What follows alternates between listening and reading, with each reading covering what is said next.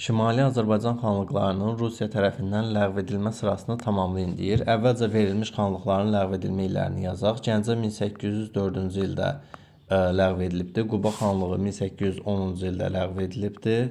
Şamaxı xanlığı isə 1820-ci ildə ləğv edilibdir. Variantlara baxırıq.